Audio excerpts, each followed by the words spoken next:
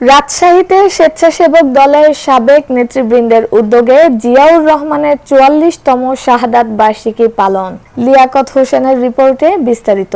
শহীদ president Ziaur রহমানের ৪৪তম শাহাদাত বার্ষিকী উপলক্ষে দোয়া ও আলোচনা সভা ও দুস্থদের মাঝে খাবার বিতরণ করেছেন বাংলাদেশ জাতীয়তাবাদী স্বেচ্ছাসেবক দল রাজশাহী মহানগর থানার সাবেক নেতৃবৃন্দ।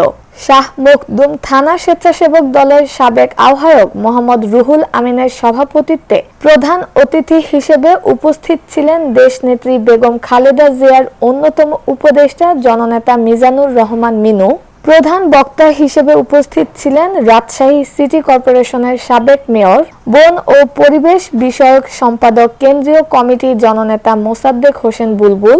বিশেষ অতিথি হিসেবে উপস্থিত ছিলেন মহানগর স্বেচ্ছাসেবক দলের সাবেক সভাপতি জাকির হোসেন লিমন, মহানগর স্বেচ্ছাসেবক দলের সাবেক সাধারণ সম্পাদক আবেদুর রেজার রিপন, সাবেক সাংগঠনিক সম্পাদক আনন্দ কুমার মণ্ডল, চন্দ্রিমা থানা স্বেচ্ছাসেবক দলের সাবেক আহ্বায়ক সোহান, মতিহার থানা উত্তর স্বেচ্ছাসেবক দলের সাবেক আহ্বায়ক আনোয়ার হোসেন সেন্টু, বোয়ালিয়া পশ্চিম স্বেচ্ছাসেবক দলের সাবেক আহ্বায়ক মমিনুল ইসলাম মিলু। সভা পরিচালনা করেন বোয়ালিয়া স্বেচ্ছাসেবক দলের সাবেক আহ্বায়ক সাইদুল ইসলাম।